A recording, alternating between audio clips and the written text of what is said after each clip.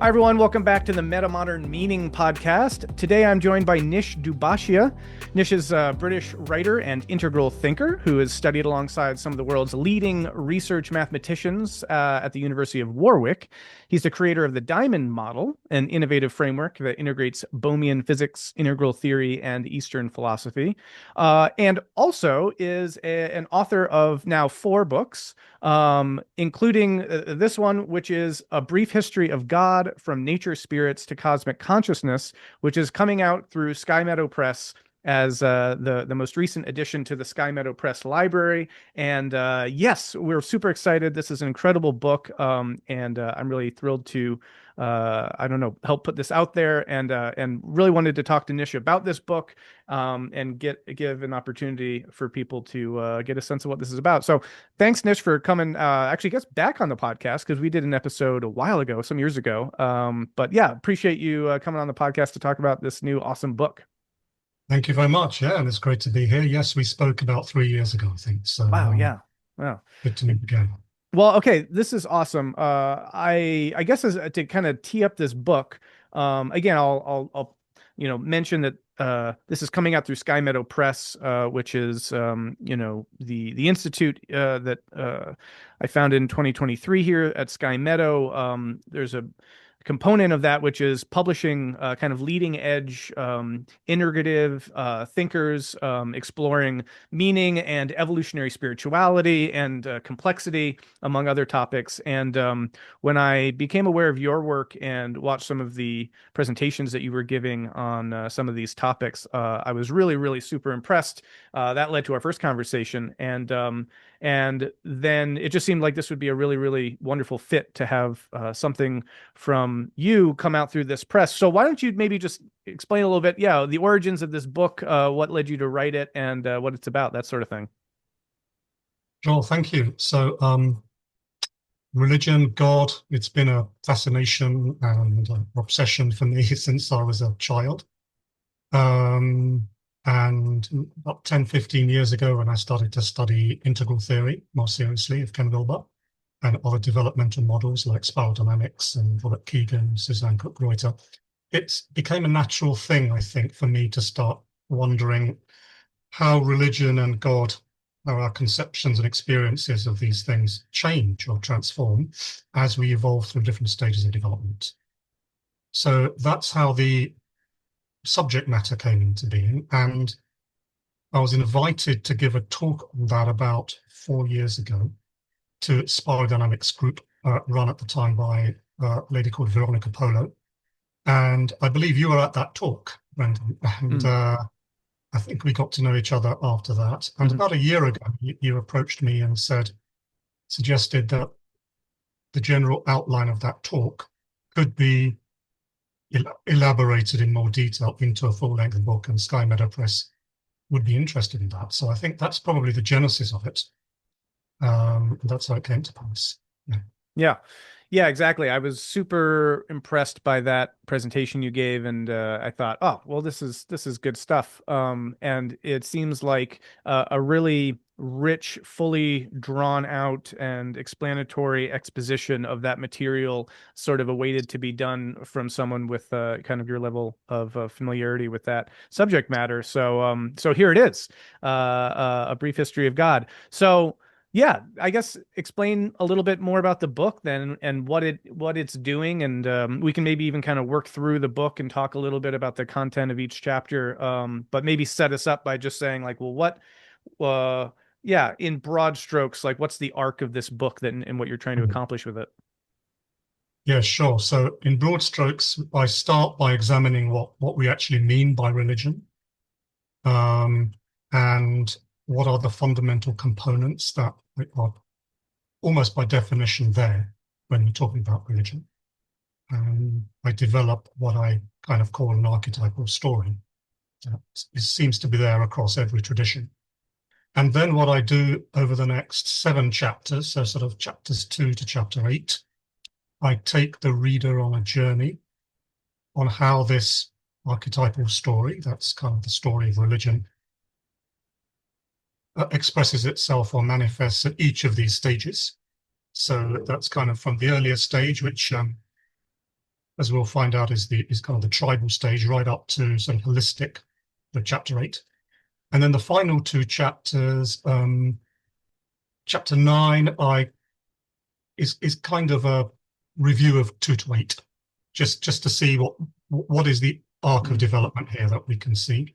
And then chapter 10 is a more speculative chapter on how the future of religion might look, as future stages maybe that haven't developed yet actually develop. So that's the general arc. So essentially a journey through the stages with a little bit of an introduction and a little bit of a review. Yeah. Awesome. Well, so yeah, I mean, it's a fascinating tour through essentially human history and human evolution as it interfaces with questions of religion, spirituality, and meaning. And again, because of you know, because of that being a kind of evolutionary take on meaning systems and how these value and meaning systems have changed through time and complexified, seemed like such a good fit for this press. So let's start then kind of at the beginning and dive in maybe with that first chapter. As you mentioned, you're offering kind of a framing of this archetypal story. And as someone who studied religion in my undergrad, did a religious studies degree, I found your take on this really interesting and kind of novel, because I took a lot of classes on theory and the anthropology of religion and interpretation of religion, which was a required class for my major, where we read all the different interpretations and Durkheim and Clifford Geertz and all these folks, right? And there are different ways of trying to think about what is religion and what is human spirituality. And you have a particular take on that, which I thought was very, very compelling. So, unpack that a little bit.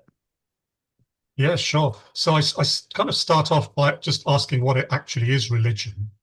And I describe it as it's really, in its fullest expression, an entire way of life, really, that seeks to invoke and also to understand and then also to express some kind of relationship, even to the point of identity in some traditions, between the self and what we could call spirit, God, ultimate reality, whatever. I just call it spirit for convenience. And that leads me to suggest that any definition of religion or consideration of religion must have these two fundamental elements, self and spirit. If there's no self, there's nobody there to be religious. And if there's no spirit, there's nothing to be religious about. So in a way, subject and object, self and spirit. And based on these two elements, I draw out a story that I think is found across every tradition, and as we'll see, across every stage of development as well, about how we lose that relationship in some way. Self is alienated from spirit in some way, whether through sin or ignorance or whatever, and then we find it again. We go through some kind of journey to find it again. Which reminds me of the poem by Milton, From Paradise Lost to Paradise Regained, I think it's called. And what I'm suggesting is that's the fundamental story, or that's one version of a fundamental story that we can find across tradition, across stage. So I set that up in chapter 1, and then we start the journey of seeing how this story plays out across the stages. Yeah. Well, say more a little bit before we go on about spirit, because that's it has to be a very broad and encompassing idea to kind of accurately, or let's say be true to the diversity of different religious expressions. So can you say a little bit more about what you mean by spirit? Yeah, it is very difficult because there's such a diversity of ideas here. We've got, the personal God of the monotheistic traditions. You've got the impersonal ground of all being in Hinduism. You've got nirvana in Buddhism, the Tao of the universe. What I kind of draw upon is Paul Tillich's definition, that which is of the ultimate concern. And I'm calling that spirit for want of a better term. That's the thing that a religious person is ultimately concerned with. If he's truly religious, that's his ultimate concern. And I'm simply giving that the term spirit, derived from the word spiritual. That seems to me to be perhaps the most neutral, rather than God or ground or enlightenment. seem more tradition specific. So I've just called it spirit. Yeah. Yeah, that's fascinating. And yeah, I mean, again, just a really interesting connection between both of our works. A lot of the work I've been doing lately has been trying to, in a sense, revitalize and update James Fowler's model of faith development. Mm. And he draws a lot on Tillich as this notion, that you mentioned of ultimate concern as being that kind of that deep that deep orientation to the sacred, and then gets, kind of refracted differently depending on what tradition you're in.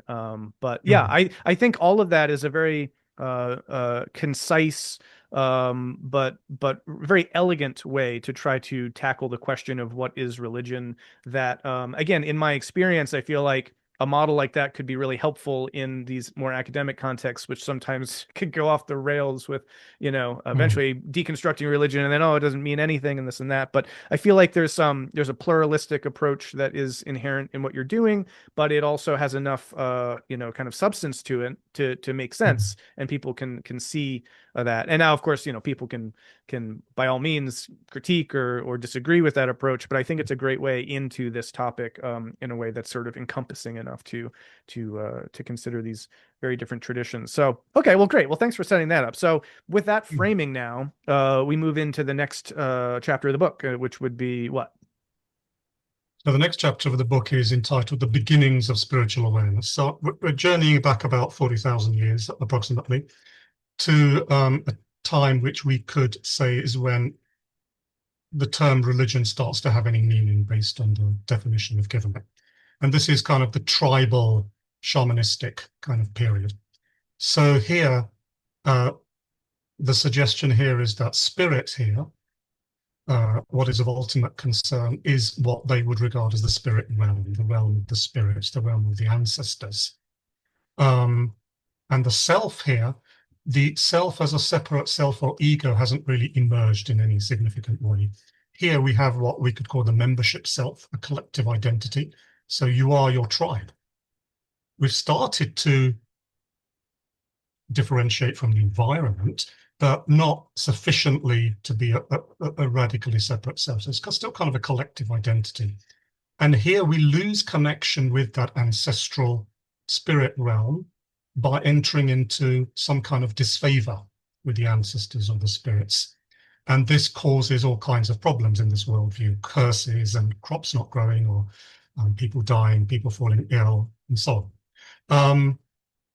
The way this is remedied in this tradition, at this stage, is through ritualistic means, through magic, to gain the favor and the blessings of the ancestors and of the spirits.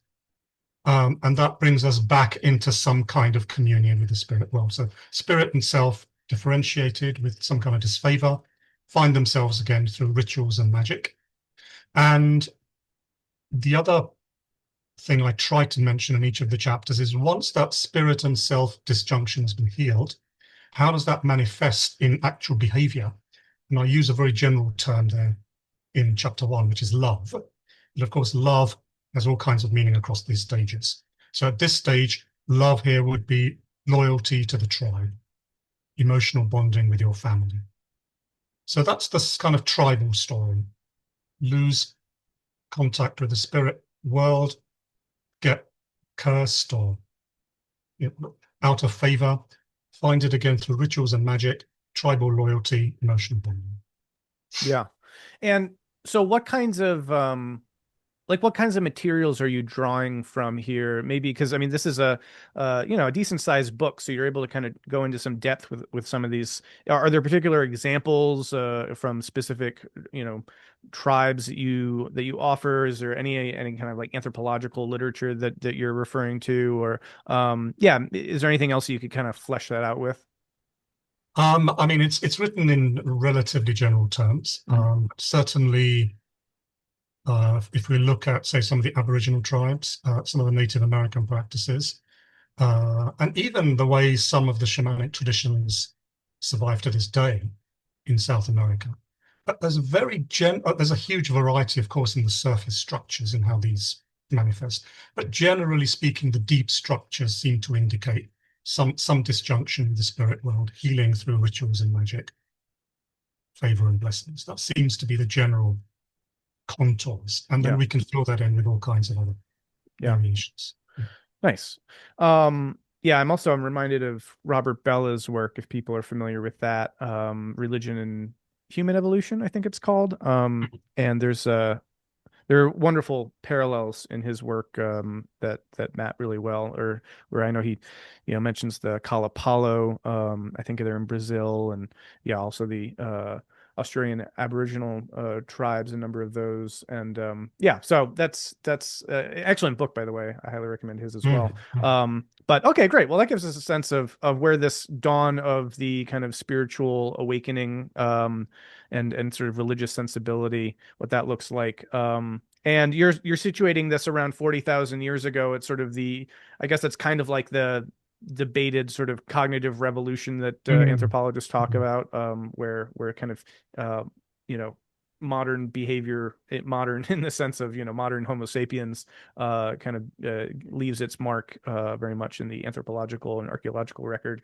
Cool. All right. So then I think people can have a sense of that. How about where does this lead? How does this develop? So what we see, and we see this as a common pattern across each of the stages, is that there comes a point when this approach doesn't work so well anymore. Something new starts to emerge.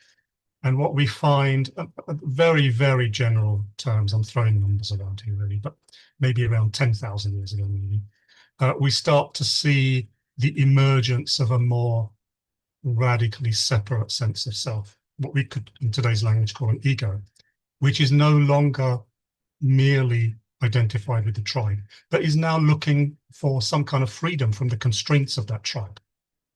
And we see here the rise of what we would today call the individual, the rise of the individual, the rise of the ego. So this kind of develops in line with early civilizations, early empires, and the development, instead of small tribal bands, we start to see, larger towns and even cities, Egypt, Babylon, ancient India, China, and so on. So here, the spiritual realm, what we can call spirit, now tends to have evolved from these more nature spirits and ancestors into a more, what we would call a more pagan worldview of several power gods and goddesses. And an important point to make here, which I think shows all the way through, is that the way we conceive and experience spirit is in part a reflection of our own stage of development. Spirit, at least in part, is a reflection of self.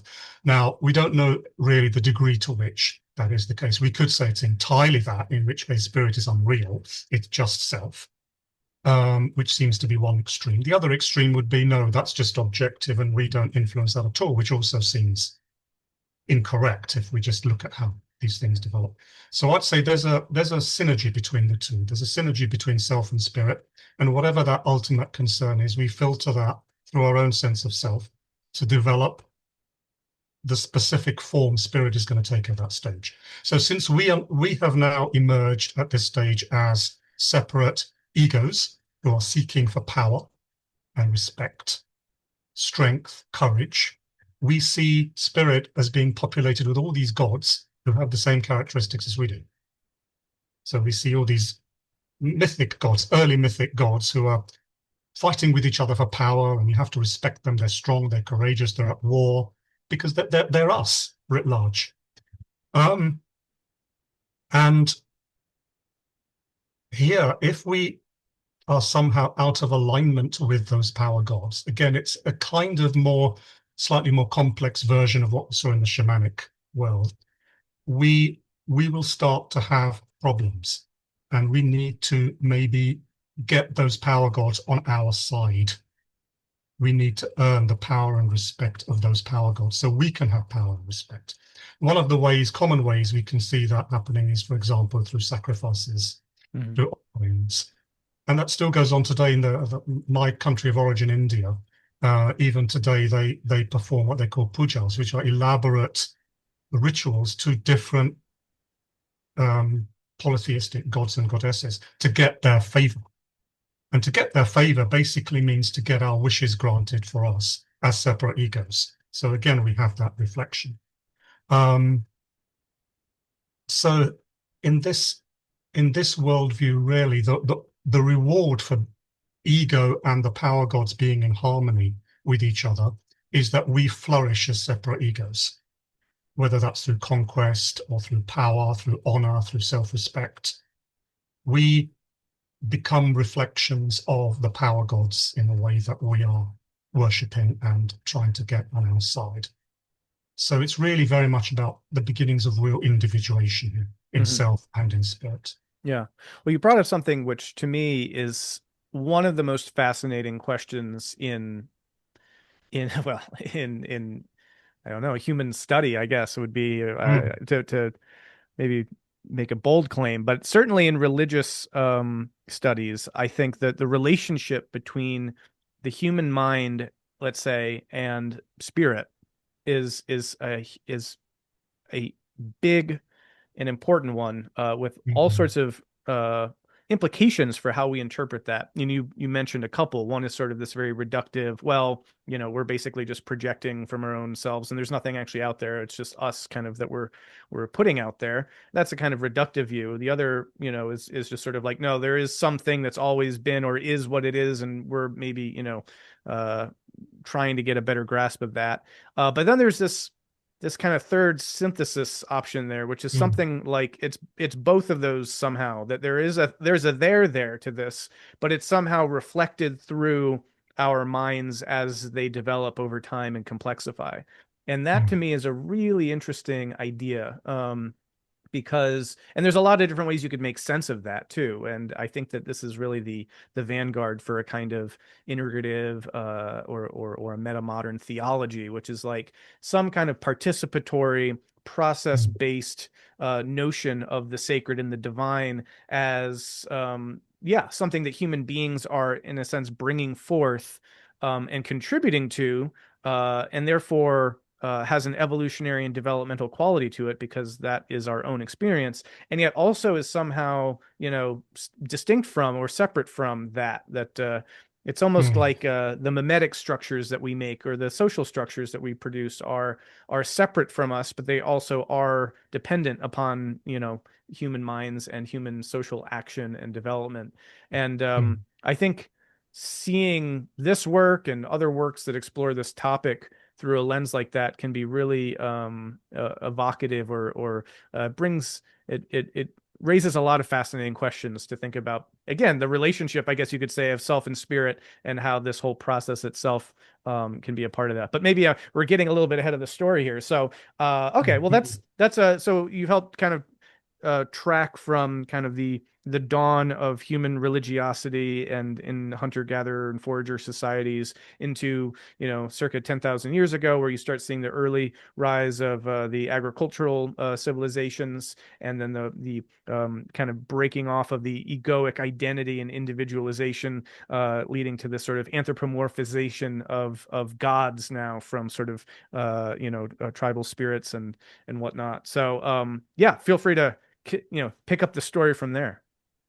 Great, thank you. I'll go back for like 30 seconds and just say that what you mentioned just now about how self and spirit kind of are a reflection of each other, and we take this kind of middle path between the two extreme views. In a way, I'm kind of inspired by Immanuel Kant there, because we have a noumenon and we have the phenomenon. And to generate the phenomenon, the noumenon is filtered through our structures. That's kind of how I'm seeing it. Spirit in itself is the noumenon. We can never know that while we are in finite minds.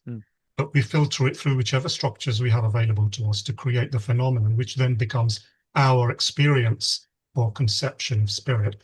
But in a Hegelian way, those structures are also evolving. So our conceptions of the noumenal spirit is evolving, even though the noumenon remains the same but unknowable. Yeah, and there's That's another. kind of the framework I'm No, that's suggesting. good. And there's another element here, and Wilbur, helps bring some of this forth, that like what we can mean by a term like spirit can also be a couple of different things. And so you could talk Yes, about, absolutely. the spirit as sort of the realized, manifested, evolving, developing aspect, but it's also in a sense the paper on which this whole story is written. It is Exactly. this kind of deep ground of being, and somehow both of those are true Yes. simultaneously, which leads to maybe some of the non-dual mystical insights about some of this process. But again, probably getting ahead of ourselves here Yeah. and telling some of this story. So yeah, no, I appreciate that kind of philosophical framing. So yeah. Okay, great. Thank you. So what we then find, moving on with the story, again, roughly maybe about 5,000 years ago, very roughly, we start to see the rise of another structure beyond this beginnings of ego, which we could call, say, the traditional structure or the mythic structure, the more higher mythic structure. Um, why does this arise? Well, I think that as the age of the ego starts to wind down, it starts to wind down because I think the ego, as it starts to develop into a more strong, mature ego, starts to realize that, well, if I'm this separate self that's completely separate from that which is around me, the individual, I'm going to die. Death is coming. And I think we start to get an awareness of death at this point in a more substantial way. And with that comes a need for security, a need for belonging. And I think this starts to give rise to some of the Axial Age religions that we see emerging around, maybe a bit later than that, but I think it leads towards that. So now we start to see these societies that were there at the stage of the ego, which were more like empires run by kings and often not very nice kings. We now start to see more structured societies that are run on the basis of law and order, because I think what now starts to emerge is this need for order, this need for tradition, which can contain what the kind of chaos that can arise if the ego is allowed to just run amok. So now here, the spirit here is some kind of transcendent order. So we're no longer purely in this world or in some kind of middle world. There's now something radically transcendent from which this order that we now need to keep the ego under control can emanate, if you like, the source of that order. So there's some kind of transcendent order. In the Middle East, this emerged more as a personal god, Zoroastrianism, Judaism, later Christianity and Islam. And in the East, Hinduism, Jainism, later Buddhism, some kind of impersonal ground of all being, emptiness, and so on. And we as selves now start to become more than just bodies. We're now bodies and souls.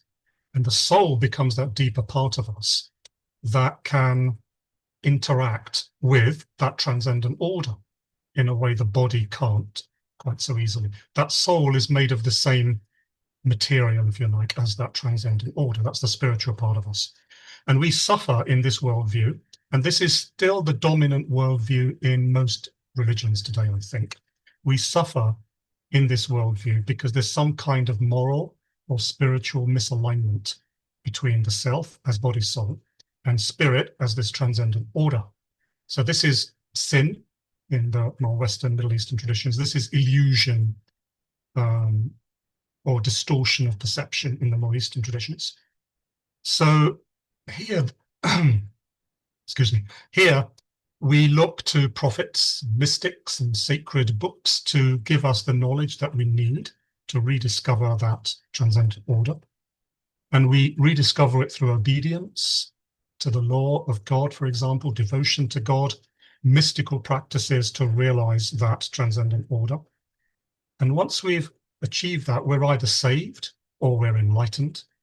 And that manifests itself as a life of duty, morality, love in the world. So this is a very major stage in that it's still quite a dominant stage in the world today. And when most people use the word religion or even spirituality, they're very often talking about this stage.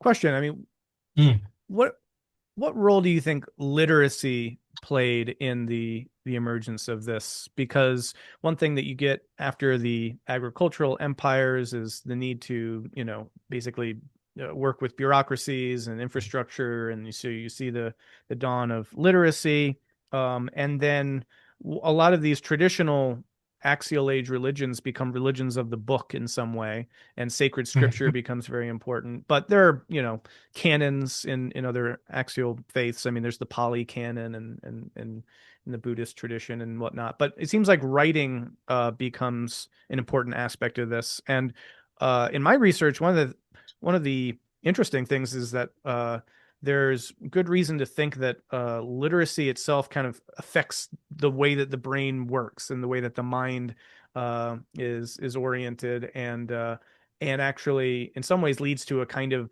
push into more abstract thought, which seems to relate to this kind of move. But yeah, do you have any thoughts about the role or the impact of literacy on the emergence of this structure?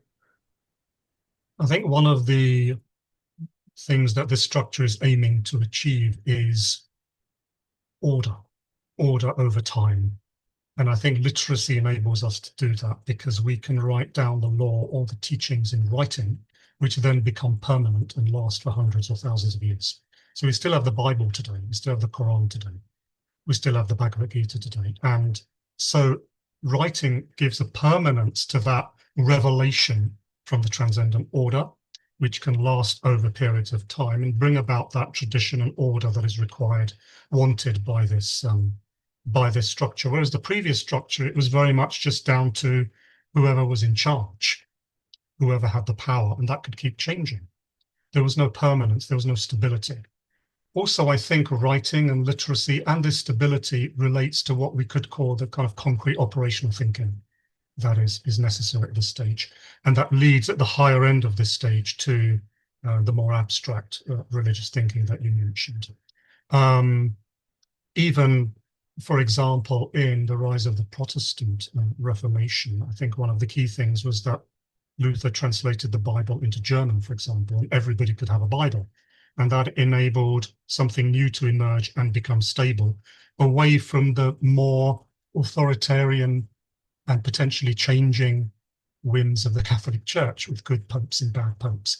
So I think it's about permanence, it's about concrete operational thinking, facilitating abstract religious thinking, and in some sense giving slightly greater power to the people in some sense than was there under the more dictatorial authorities of the egoic stage. Yeah. Well, and what would you also make of the shifting social conditions that is the backdrop for this structure? Because you see similar kinds of social environments in which these new kinds of religious forms emerge. And well, yeah, I guess without saying more than that, how would you relate these new ideas to the kind of cultural and social backdrop?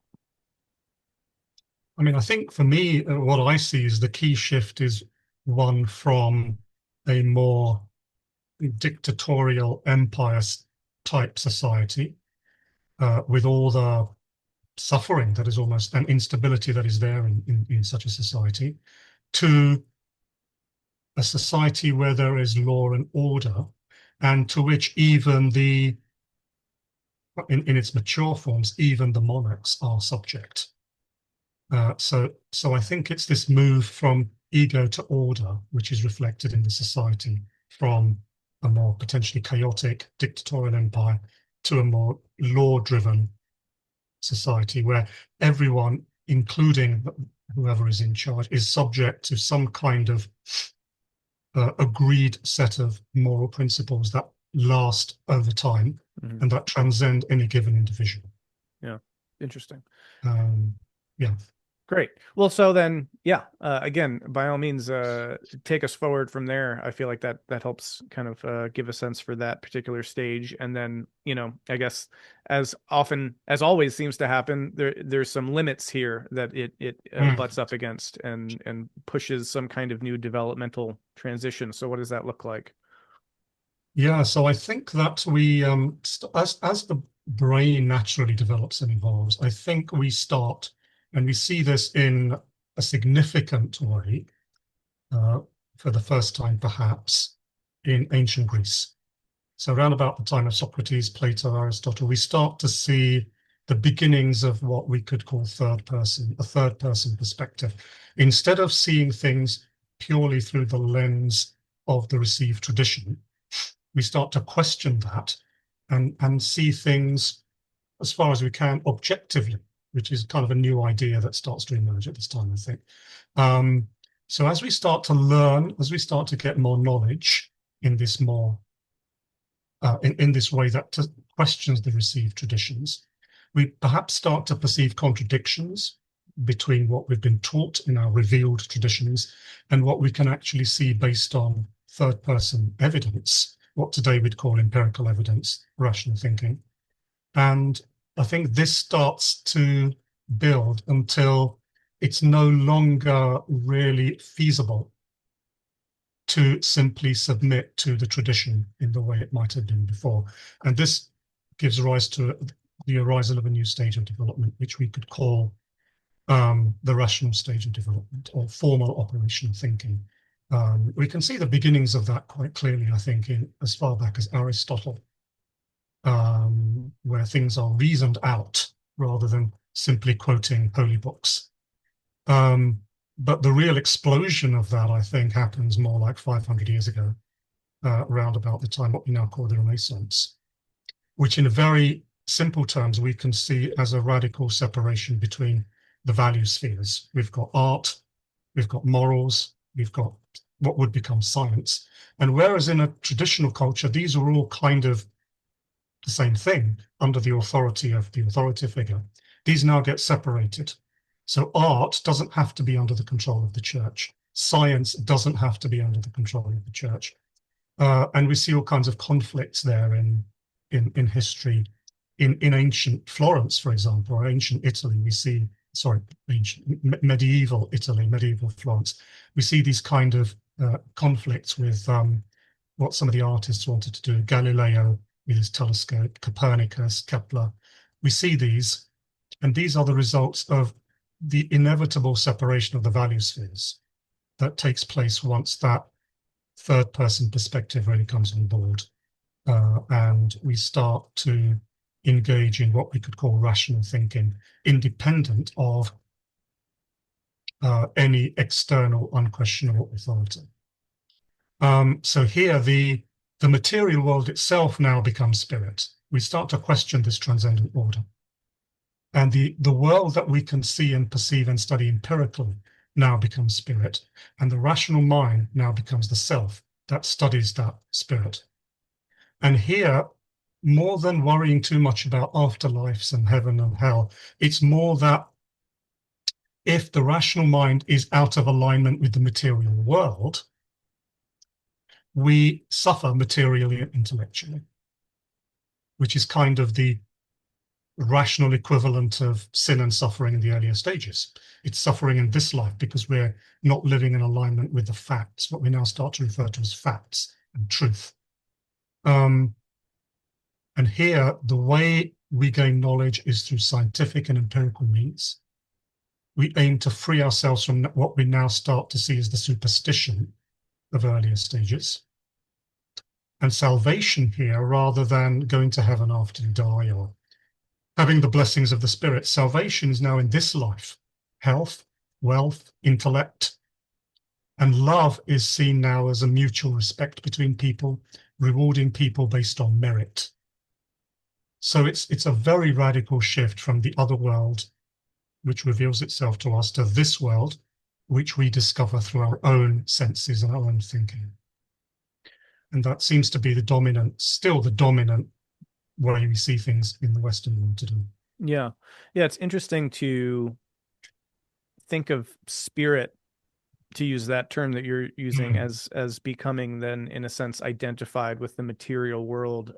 It's not, like a materialist probably wouldn't use that framing, but when understood as a kind of ultimate concern, I think that actually that does map in the sense of where is the locus of one's ultimate concern? Where, where does, Mm. well, I guess it's sort of like, where your heart is, there your treasure shall be also, sort of a thing. But where are you oriented towards, your field of value and your sense of reality and what is ultimately real? And so, in that sense, yeah, there's a kind of that immanentizing of that entire structure, Mm. which is very interesting. Um, okay, well, again, like I think a lot of people will probably be hearing this, and there's a familiar story here, which which is actually interesting that also occurs to me. And one of the reasons why I think this kind of framing can be really helpful is that up to this point, in some ways, this is the story that the Enlightenment told itself about its own progress, right? It's like, oh, okay, Mhm. now we've gotten, past traditional superstition and we've kind of discarded religion as its old thing. And now we're oriented in this new way. And yet, spirit continues to be reconceptualized and rethought. And Mm. so anyway, I don't want to get ahead of wherever you're trying to go if you want to say more about the stage or structure, but it does then lead to something beyond even just the secularization narrative and a reconstruction then of spirit to another stage. So I guess I'm teeing you up for that if you'd want to go there. Mm. I'll just say as well that even though at this stage we often don't think in terms of religion as such, but which is why a materialist would probably find it strange to have the material world referred to as spirit. Um, there are thinkers that start to emerge in this stage who now do start to take a more pantheistic view. So Spinoza, for example, comes to Mm. mind.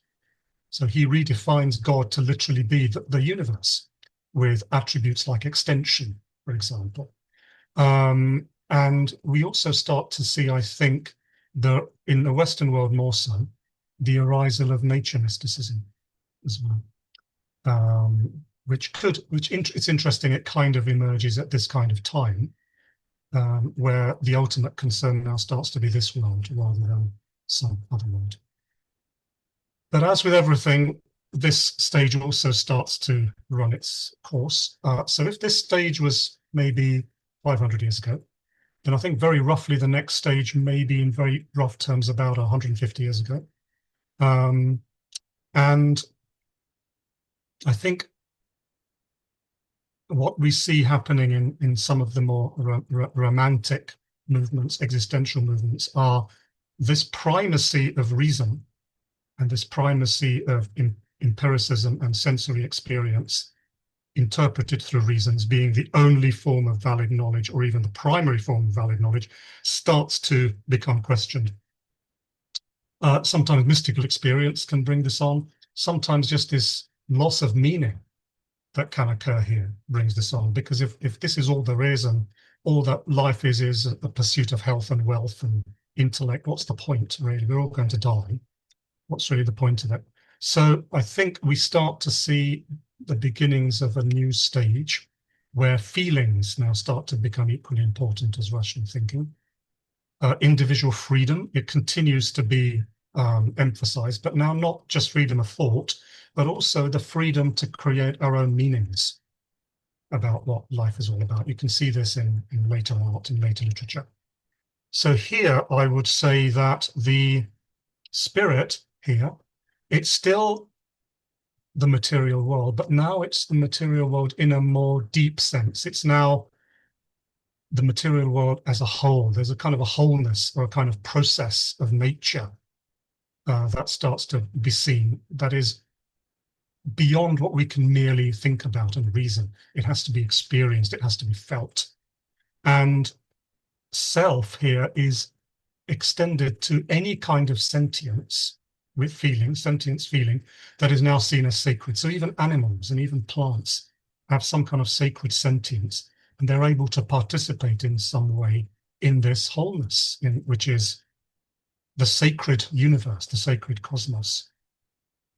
But it's when we lose connection with that wholeness or sacred cosmos, enchanted cosmos, when we are in disharmony with that, we fall into all kinds of suffering.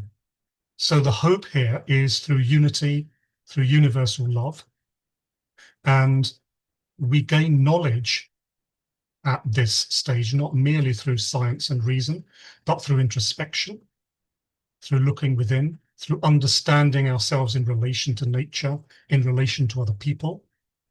So we now start to open up other epistemological modes beyond merely the rational mode. And salvation here is seen in social terms, it's seen in terms of equality between people, helping those who are underprivileged, because we all have sacred sentience. We're all part of this whole. Salvation here is seen as compassion for others, connection to others, connection to the cosmos. And this manifests really as love in terms of a feeling of oneness, an emotional connection.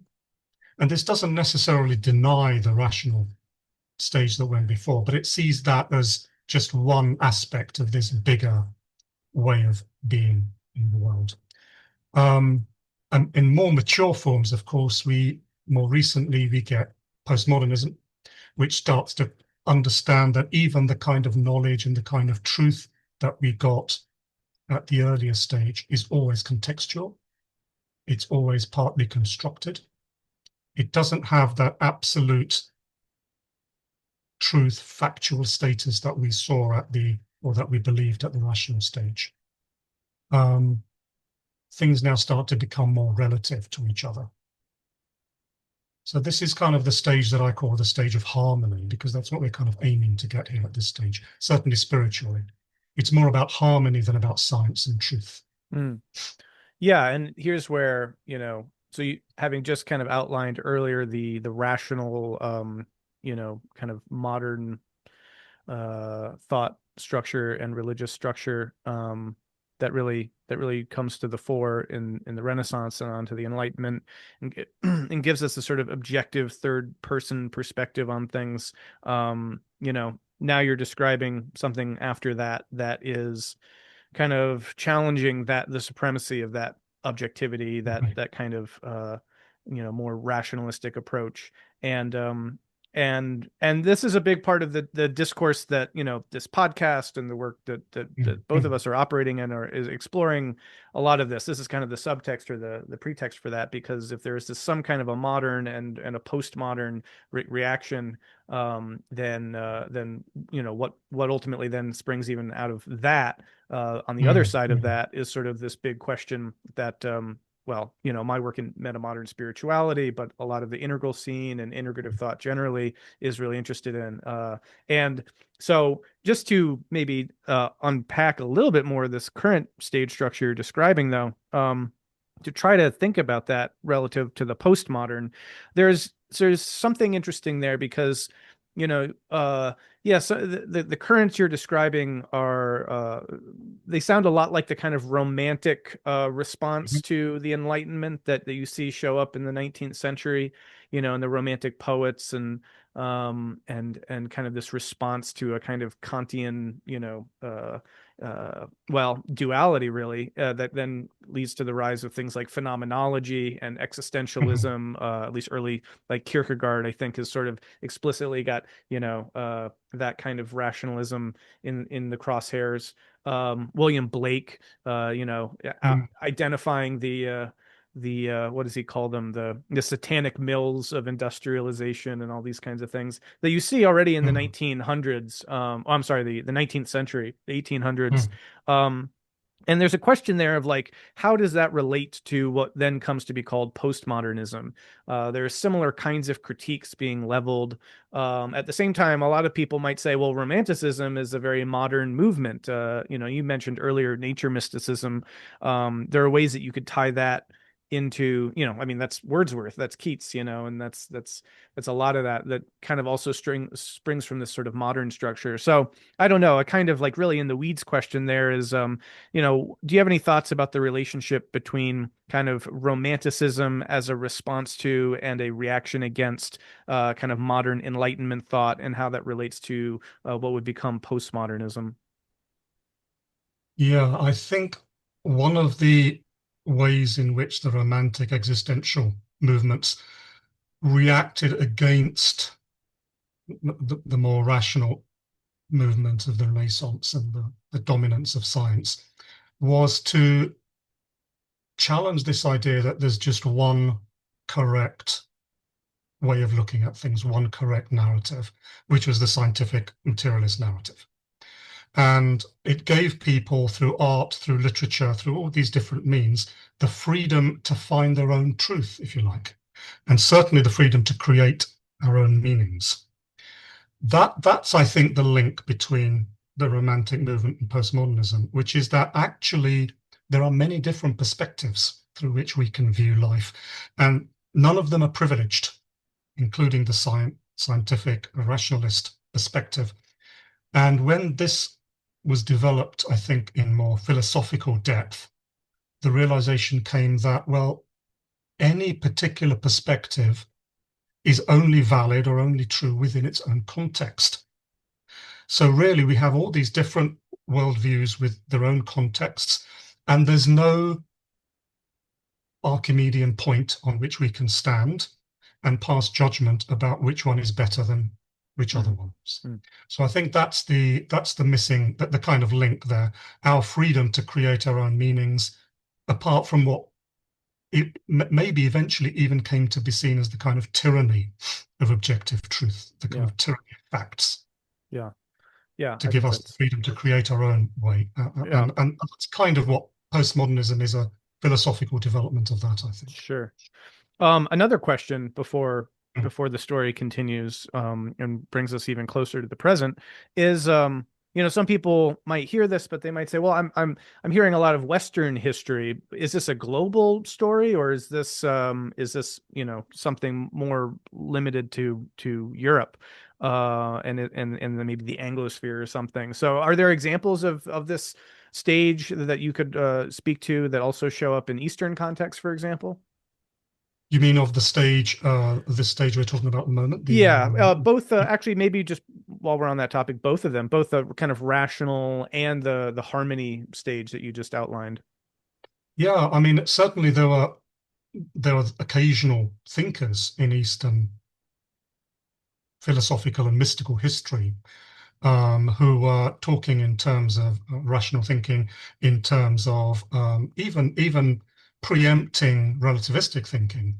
One example that comes to mind is the Buddhist philosopher Nagarjuna, who, from about 2,000 years ago, who almost formulated what this in the 20th century would come to be Gödel's theorem, which is that there's no complete form of knowledge. We're always assuming something that we can't prove within that system, which is a very postmodern insight. But I think the fully fleshed out versions of these more scattered insights in the East did develop sort of Renaissance and post-Renaissance in the West. And now, of course, more recently, the Eastern countries are developing their own versions of that. Certainly, science and technology is widespread in the East. And we're even seeing now social justice movements and specifically Eastern postmodern movements now in India, in the Far East. Gotcha. Awesome. Interesting. So I think we can say the deep structures are the same, but the surface structures vary, not only in terms of content, but also sometimes in terms of time as well. Yeah. So then this brings us really again to the crux of a lot of the discourse that this podcast is a part of, which is having established some kind of a modern and a postmodern structure. What comes after that? So what does come after that? Yes. So the $1 million question. So let's look at why that postmodern harmony structure that I called it doesn't work forever and starts to wind down. Like every stage before it starts to take on unhealthy forms. So if every person is free to create their own meanings, this can lead to nihilism, because there's no truth undergirding it all. There's just your truth and my truth and his truth and her truth. Ultimately, then, what is the truth? And if there isn't one, then what's the meaning of all this? What's the point of all this? So nihilism is one possible outcome. The other is narcissism. If this is my truth, then who are you to tell me any different? If I say I'm really a horse, and I want to dance around in my garden and make horse noises, who are you to challenge that? That's my truth. And that literally does happen. I've actually read stories. Mm. So this is where this stage can start to take rather extreme, unhealthy forms. And what I think emerges then developmentally is a need to find some kind of pattern that connects these otherwise fragmented contexts, Mm. a pattern that connects these otherwise disconnected, random perspectives. And I think that's the next stage, which I refer to as the integral stage. And there are, of course, other versions of that, which is to see that these different perspectives that people take, rational and all the others, are essentially like systems of thought and feeling, systems of being. And there are patterns that can connect these perspectives and systems together. In other words, we're able to bridge these perspectives now with some kind of pattern that connects. And one pattern that seems to connect very well is the notion of development. So if we start to see these different contexts and truths and perspectives as being related to each other developmentally, then that can start to address these issues of nihilism and narcissism, because we're now finding something to undergird what would otherwise just be this random collection of perspectives with no meaning. So here, again, to go back to religion, if we take development as the pattern that connects, then spirit becomes this sort of evolving and interconnected whole. Myself becomes this more sort of dynamic, evolving, multidimensional entity that's participating in this development. And suffering is the result of fragmentation or unhealthy development or insufficient development. And we can now develop an epistemology that is varied. We can have different ways of knowing, sensory ways of knowing, mental ways of knowing, spiritual ways of knowing, which are all developmentally related to each other. And salvation here is kind of almost without an end point. Salvation now becomes a participation in this process of growth and integration, this continuous process, which we now become consciously part of this pattern that connects. And I think this kind of more evolutionary spirituality now becomes the sort of religion now at this stage. Yeah, well, I would definitely agree with that, and that's been Yeah. my experience and my emphasis anyway. And something that when I finally found forms of evolutionary spirituality, first introduced to me by Hansi Freinach's work in Mm. metamodernism, at least in terms of developmental models, and then reading Ken Wilber's work and finding the broader integral space. And then, but then also a host of other thinkers, operating in a similar kind of framework. There was just a very much like aha kind of moment that I think struggling with the issues of relativism and nihilism out of the postmodern context, finding that pattern that connects is revelatory, and often, at least for me, felt like a validation of many deep intuitions that I'd been picking up on over the years. And so anyway, the way you articulated that movement sounded like something that really resonates with me in my own experience. It's interesting too, because I just using that idea of the pattern that connects as the kind of next move more broadly, and seeing developmentalism maybe as a version of that, but maybe not the only version. I'm thinking like of Ian McGilchrist's work, who's also very popular in metamodern and integral spaces. In some ways doesn't focus so much on developmentalism per se. He has a kind of bicameral hemispheric or bihemispheric theory of the mind, left brain, right brain thing. But what's interesting about it is that it is its own but rather different kind of pattern that connects and allows people to see Absolutely. deeper structures. And so there's an interesting way that that as the key there might allow for a kind of plurality or pluralism in integrative spaces of generally looking for deep structures through patterns that connect, but we're maybe not necessarily sure of what all those potential patterns could be. So this kind of stage structure of religious thought and philosophical thought could be, continued to be sort of contributed to and enhanced as more people find or articulate more patterns that connect.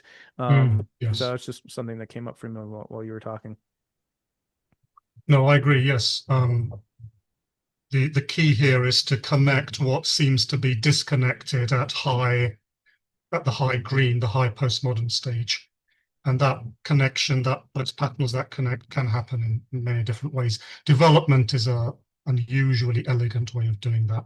But, like Ian McIlgrist's work and others, that the key is what was previously fragmented. We find some kind of wholeness to that to show that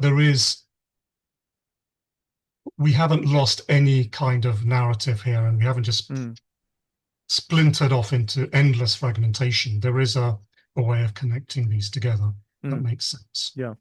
Well, so many different forms of integral, if you like. In the I want to be mindful of time and make sure we can get through the entirety of this. But so yeah, also then something very salient and important would be if you're ready to get there for this kind of unfolding of this, the limitations that maybe that approach reaches.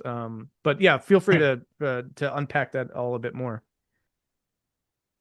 Yes, I mean certainly this is a very attractive stage because everything starts to make sense. That's kind of certainly the sense you get here. But even this, I think, has its limits because it's still quite conceptual at this point. And I think that this stage itself starts to wind down or reach its limit when we want to go beyond just finding the pattern that connects conceptually, but we want to like feel it again. So in a way, there's a parallel between how modernism moved into romanticism, with here how integral will move into a kind of more romantic feeling integral, which I'm kind of calling holistic spirituality, where we want to go beyond the mere conceptual patterning and seeing the conceptual patterns, and we want to feel those by reconnecting with our bodies, our emotions, with the community, with nature, with the transpersonal. So we feel the pattern that connects, we become the pattern that connects, rather than just thinking about it and talking about it and writing great books about it. And I think that gives rise to what I'm calling the next stage, which is probably the last stage we really know about in any kind of detail, the stage of holistic spirituality. So here, I think that sense that there's a pattern that connects grows even further. We really start to see the cosmos as this holistic, energetic organism, continuum of which we're a part. And we start to see ourselves as unified wholes that reflect this holistic organism that is the cosmos. We can see this actually in a school of Buddhism and Hinduism called Tantra, where the organism is seen as a microcosm of the cosmos, which is a macrocosm. I think you have similar things in esoteric Western traditions as well. And I think this is kind of anticipating this stage. So the unified evolving whole of the cosmos is reflected in the unified evolving whole of the body, mind, spirit. And so here we have all kinds of new ways of gaining knowledge come on board, transpersonal, energetic, and salvation here. Salvation here becomes the harmonization of all these different aspects of the whole. And love becomes a conscious connection with this whole, energetically, cosmically, personally. And this leads to all kinds of spiritual practices that can bring this about. In the East, we have Kundalini, Tantra. In the West, I think we have, magic. Magic now kind of course, re-emerges in a very different form from right at the beginning of this talk. And other various esoteric practices in Kabbalah, in Hermeticism, we see this. So this is kind of the more feeling, whole bodily integral that I'm seeing here. Yeah. And kind of later stage. When I kind of introduced you at the outset, mentioned your work with the diamond model. Is there anything you'd say about how that would plug into this particular stage structure? Yeah, so the diamond model is really suggesting that there are three fundamental components to any vision of the cosmos at any of these stages: wholeness, multiplicity, fragmentation. Wholes, parts, fragments. Fragments emerge when the parts are disconnected from the whole. So in a way, every one of these stages can be seen as a movement from the fragments at that stage to the parts at that stage, which plug into the best approximation to wholeness that we can see at that stage. And at this holistic stage, we can see that very powerfully. We start to transform ourselves into parts of the cosmos rather than fragments of the cosmos.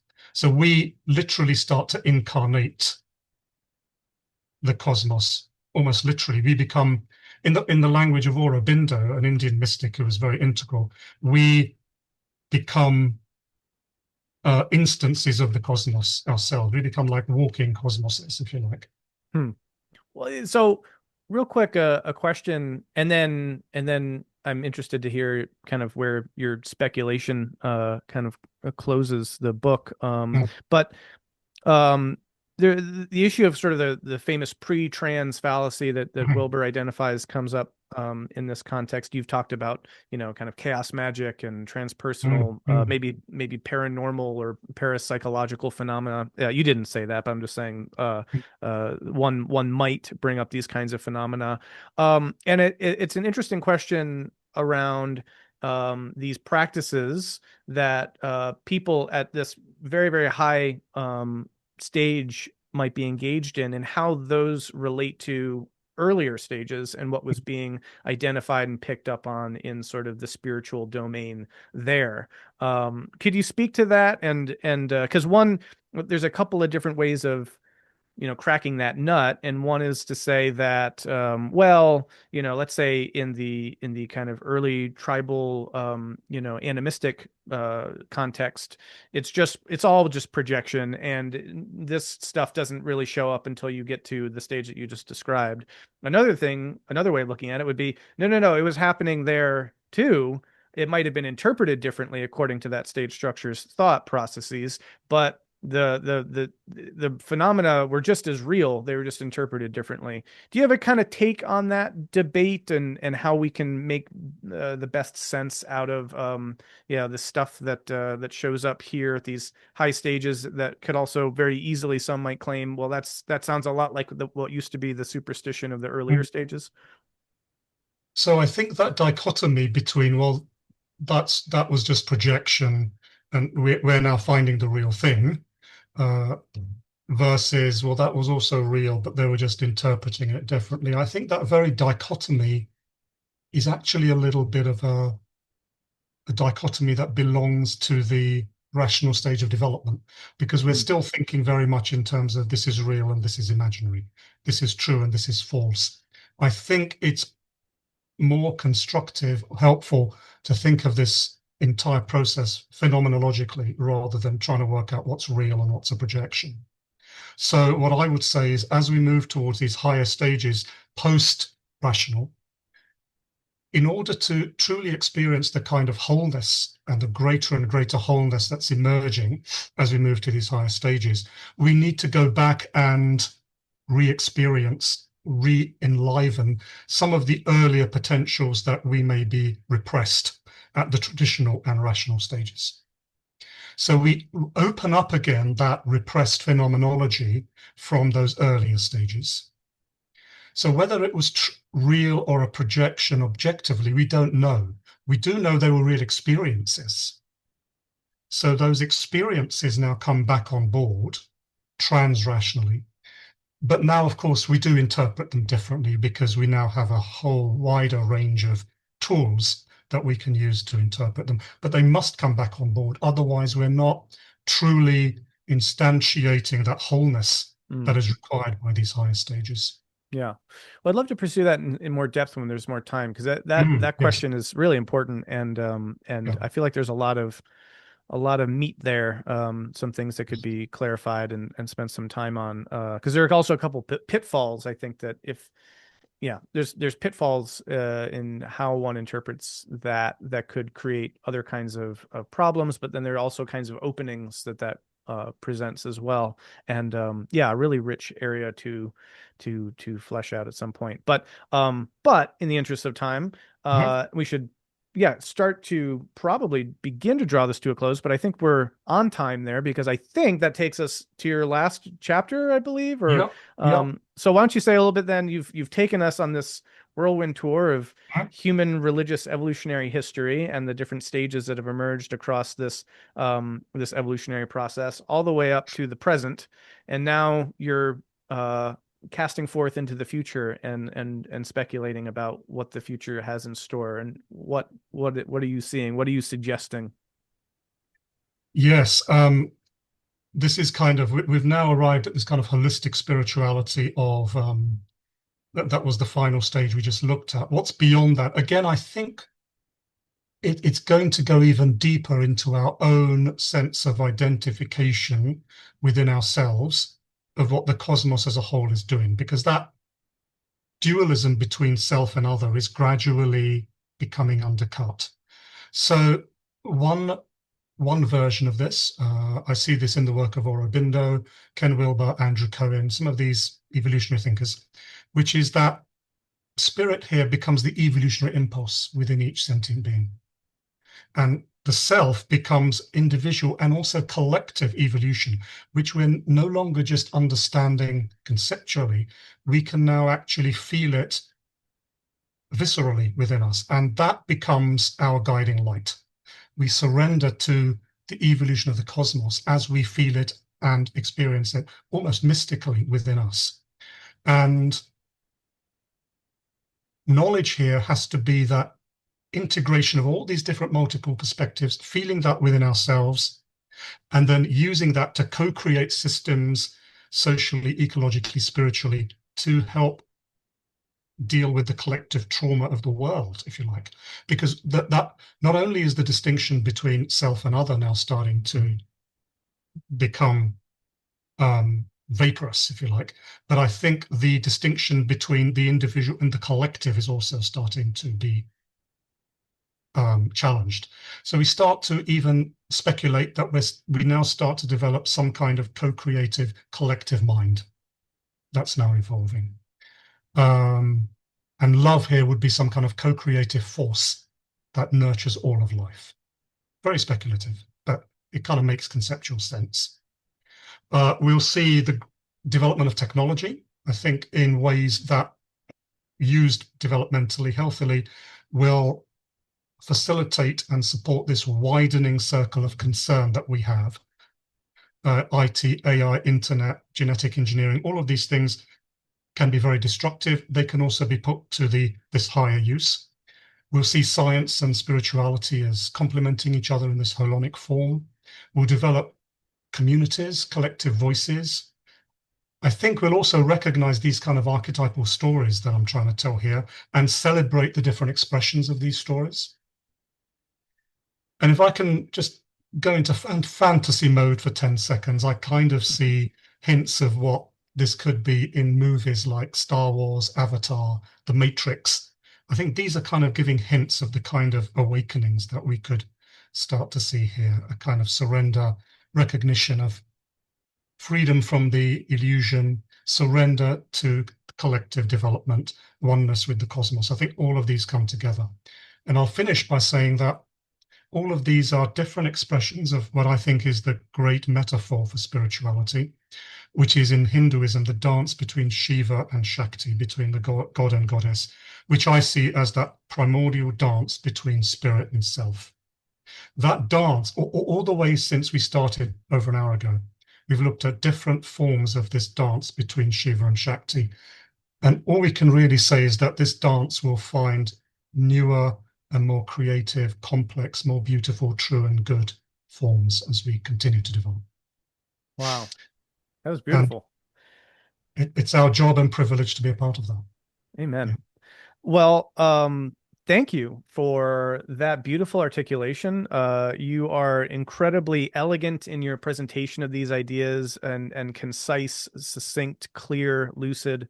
And that again was just what really attracted me to your work and why I was really excited to see if we could try to get a book of yours out through the press. I hope that this was a helpful introduction or overview for people watching this who might be interested in this, and will hopefully then say, "Hey, that sounds like a pretty good book. I'd like to check that out." And I guess one other thing I wanted to say was that the vision that you just described, I think, is a very beautiful and powerful alternative to the visions that are largely on offer in our society at present, which is, I think, profoundly grappling with a kind of dystopian, apocalyptic orientation and set of expectations, and Mm, something that I find very salutary and a kind of balm in this worldview, in this vision that you're describing, and this story that you're telling is a very different picture for our future, and one that I think we should be working towards. And I think that a book like this helps give people inspiration and hope to see that as a real possibility. So any other final things that you'd like to say, or places you'd like to direct people who are interested in your work, other than being able to get this book? Yeah. yeah, certainly. Thank you. So yes, of course, this new book has come out. I haven't got my own copy yet, but hope to get it soon. Um, I have written some other books, including an elaboration of the diamond model, which is another version of this, if you like, another perspective on the same material. Mm. That's called The Unity of Everything. And that actually contains a conversation I had with David Bohm about 30 years ago, which started my journey. Mm. I've also tried to talk about this journey in fiction. So I've written a book called Dancing with Angels, which is the story of one individual's journey through really the same stages we're talking about here. Otherwise, yes, I have a website called integraldream.com, and various other talks and presentations on YouTube. And for those who really want to go deep into it, I'm working with my colleague Marie Murta to create courses where we'll explore as a community some of these in a more experiential way and in more detail. So yeah, any of those avenues for people who wish to go further into this. Awesome. Well, thank you, Nish, for this awesome conversation. Thank you for this incredible book. I'm really looking forward to seeing how it lands for people, and see the reception of it. And yeah, it's a joy and an honor to have this as part of the Sky Meadow Library now, as a part of this sort of wisdom library for trying to communicate and spread the kind of positive vision that you just described. So yeah, looking forward to having you back on the podcast next time, whatever that looks like. But for now, Certainly, thank yes. you so much. I really appreciate you taking the time. Thank you so much, Brendan. It's been great being on here. Thank you.